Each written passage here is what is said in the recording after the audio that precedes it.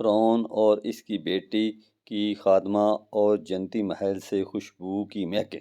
حضور صلی اللہ علیہ وآلہ وسلم شب معراج میں بیت المقدس کی طرف جاتے ہوئے مصر کے قریب ایک مقام سے گزرے تو انہیں نہایت ہی اعلیٰ اور زبردست خوشبو آنے لگی۔ آپ صلی اللہ علیہ وآلہ وسلم نے حضرت جبریل علیہ السلام سے پوچھا کہ یہ خوشبو کیسی ہے؟ جواب ملا کہ فرعون کی بیٹی کی باندی مشتقہ اور اس کی اولاد کی قبر آ رہی ہے۔ پھر حضرت جبریل علیہ السلام نے اس کا قصہ بیان کیا کہ مشتقہ فرعون کی بیٹی کی خادمہ تھی اور وہ خفیہ طور پر اسلام لا چکی تھی۔ ایک دن فرعون کی لڑکی کو کنگھی کرتے ہوئے اس کے ہاتھ سے اتفاقاً کنگھی گر گئی۔ وہ اٹھانے لگی تو اس کی زبان سے بے ساختہ بسم اللہ نکل گیا۔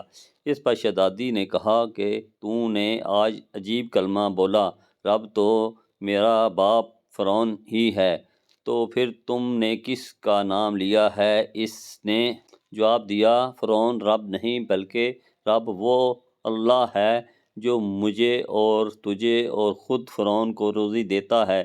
شہزادی نے کہا، اچھا تو میرے باپ کے سوا کسی اور کو اپنا رب مانتی ہے؟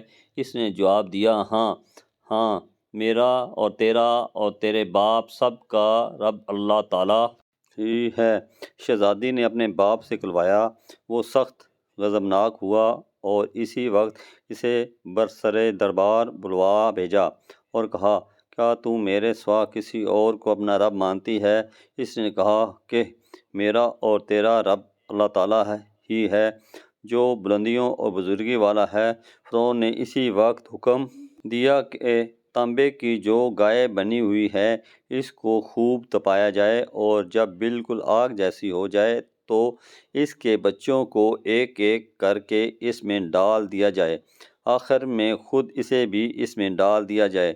چنانچہ وہ گرم ہو گئی۔ جب آگ جیسی ہو گئی تو حکم دیا کہ اس کے بچے کو ایک ایک کر کے اس میں ڈالنا شروع کرو۔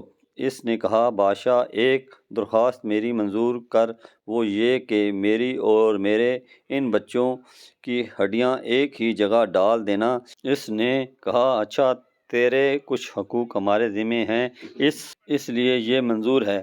اس کی دونوں بچیاں اس کی آنکھوں کے سامنے اس میں ڈال دی گئیں اور وہ فوراً جل کر راکھ ہو گئیں۔ پھر سب سے چھوٹے بچے کی باری آئی جو ماں کی چھاتی سے لگا دودھ پی رہا تھا۔